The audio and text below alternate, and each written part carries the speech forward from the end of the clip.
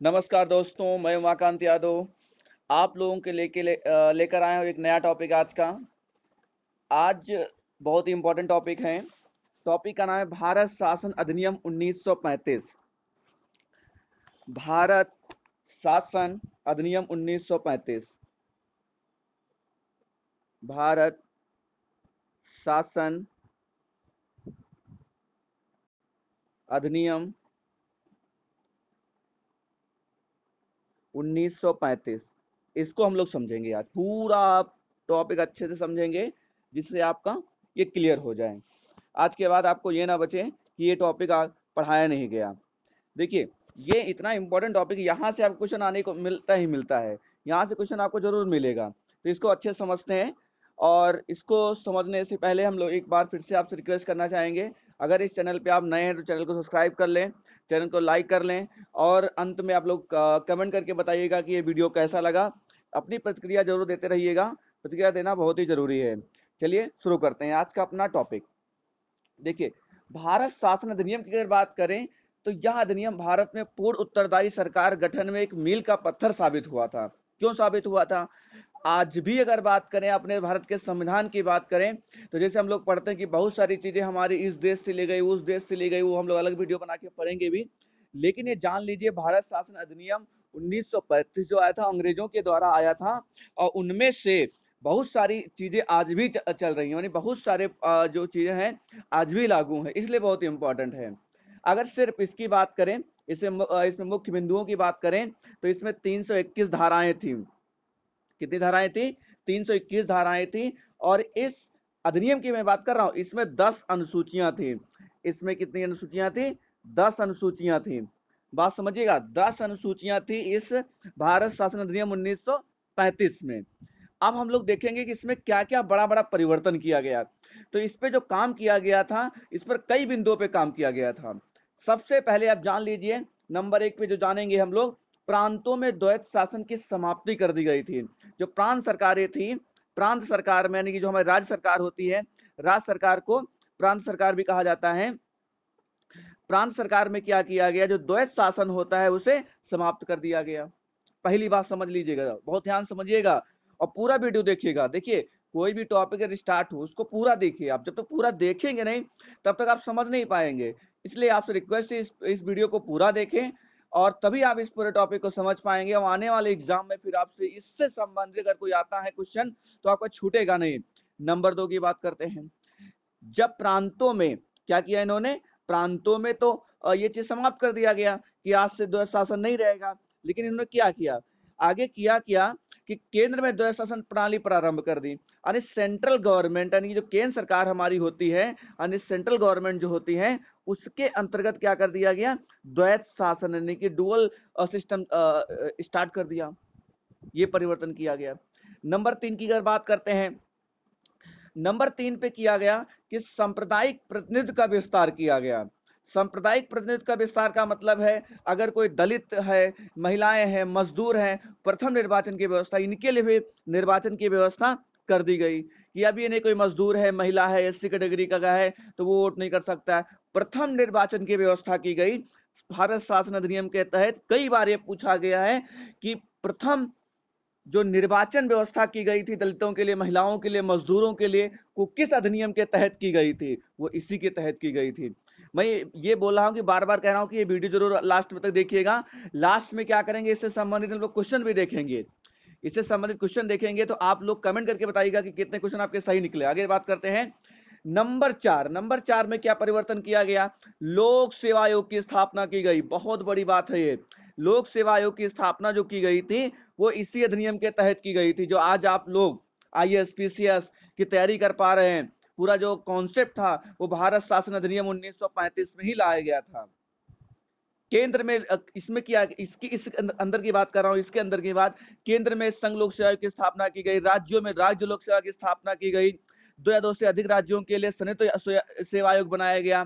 जैसे मान लो central government का अलग बना दिया गया, साथ साथ में राज्य के लिए भी बना दिया गया, राज्य राज्य लोक सेवा आयोग आप लोग जानते ही हैं। और साथ साथ में क्या किया, कुछ राज्यों के लिए संयुक्त रूप से बनाया गया, संयुक्त रूप से। कि एक राज्य एक ही आयोग दो से तीन राज्यों का कार्य भी देख सके, जो छोटे छोटे राज्य थे। इस तरीके से बहुत बड़ा परिवर्तन किया गया।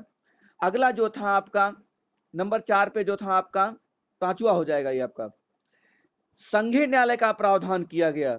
इस संघीय न्यायालय जो व्यवस्था की गई थी वो इसी के तहत की गई थी। संघीय न्यायालय की जो व्यवस्था की गई वो कब की गई थी? भारत शासन अधिनियम 1935 में की गई थी।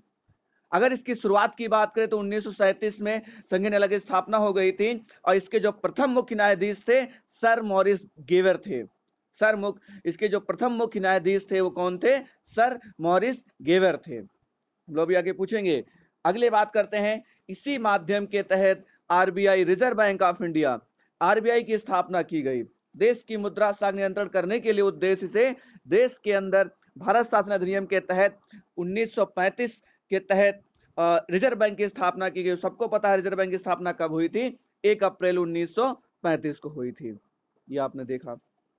आगे बात करते हैं, साथ साथ में इंग्लैंड में भारत की जो परिषद थी उसे समाप्त कर दी गई। यानी जो भारत की परिषद इंग्लैंड में बनाई गई थी उसे समाप्त कर दिया गया। ये एक परिवर्तन किया गया। यानी जो परिषद थी उसे क्या कर दिया गया? उसे समाप्त कर दिया गया। ये भी आपने जान लिया।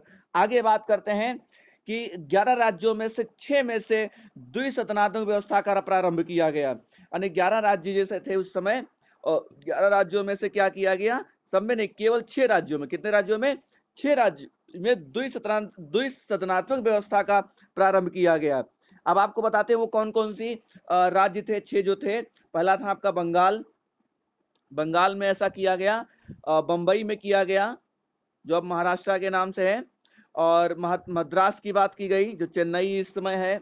और संयुक्त प्रांत, संयुक्त प्रांत जानते हो किस राज्य का नाम है? संयुक्त प्रांत। कमेंट करके बताइए संयुक्त प्रांत किस राज्य को कहा जाता था। और अगला था असम। इन 6 राज्यों में क्या की गई? द्विसदनात्मक व्यवस्था की गई। बात समझिएगा। आगे अगला और आखिरी पॉइंट बात करेंगे जो भारत शासन अधिनियम 1935 में था। उस शासन अधिनियम है आपका आखिरी पॉइंट, जो अखिल भारतीय संघ की स्थापना की गई। अखिल भारतीय, जब भी अखिल भारतीय की बात आती है तो एक ऐसा संगठन होता है जो पूरे भारत में काम करे, उसे बोलते हैं अखिल भारतीय। अखिल भारतीय संघ की स्थापना की गई। संघ की स्थापना की गई। बात समझिएगा। क्या किया गया? अखिल भारतीय स्थापना की गई। इस तरीके से भारत शासन अधिनियम 1935 के तहत, भारत शासन अधिनियम 1935 के तहत इतनी सारी चीजें इसमें ऐड की गई। बहुत बड़ी बात थी ये। आप समझ सकते हैं कि कितना इंपॉर्टेंट टॉपिक है। आप जब ये पूरा आप देख लिए हैं तो आप समझ चुके होंगे, क्योंकि यहां से क्वेश्चन बनता ही बनता है। यहां से कभी आपको ये नहीं लगेगा कि क्वेश्चन ये नहीं आया है। एक बार फिर से देख लीजिए इसमें क्या क्या था। 321 धाराएं थी, 10 अनुसूचियां थी। ये आप भूलिएगा नहीं, आपसे पूछ सकता है। आगे बात करते हैं, प्रांत सरकार में क्या किया गया था? प्रांत सरकार में द्वैध शासन प्रणाली को समाप्त कर दिया गया था। आगे अगर बात करें, सांप्रदायिक प्रतिनिधित्व का जो विस्तार था उसे बंद कर दिया गया था। साथ साथ में लोक सेवा आयोग की स्थापना की गई। संघीय न्यायालय की स्थापना की गई। आप देख सकते हैं रिजर्व बैंक ऑफ इंडिया की स्थापना की गई इसी के माध्यम से। जो इंग्लैंड में परिषद थी उसे समाप्त कर दिया गया। 11 राज्यों में 6 राज्यों में द्विसदनात्मक व्यवस्था का गठन किया गया। वो जो 6 राज्य थे कौन कौन से थे? बंगाल, बंबई, मद्रास, संयुक्त प्रांत और अपना जो आखिरी था असम। इस तरीके से इनमें व्यवस्था की गई। और सबसे लास्ट में जो मैंने आपको बताया कि अखिल भारतीय संघ की स्थापना की गई थी इसी अनुच्छेद के तहत, इसी भारत शासन अधिनियम के तहत। आगे बात करते हैं। आगे बस आपको लास्ट में यही बताना है कि पहली बात तो पूरा वीडियो देख लिए ही है। चैनल को सब्सक्राइब कर ले अगर आप अगर नए हैं, जिससे आपको क्या होगा, और बेल आइकन जरूर ऑन कर लें। आप अगर बेल आइकन ऑन कर लेंगे तो इससे आपको फायदा क्या मिलेगा कि जब भी आपका नया वीडियो आएगा तुरंत आपको नोटिफिकेशन मिलता रहेगा और आप वीडियो देखते रहेंगे। दूसरी चीज क्या है कि इसमें आप लोग कमेंट जरूर करिए कि आपका वीडियो कैसा लगा। कमेंट जरूर करिएगा, जिससे आपको क्या रहेगा कि हमें भी जानकारी मिलती रही आपको वीडियो कैसा लग रहा है। तो इस वीडियो में इतना ही। बहुत बहुत धन्यवाद।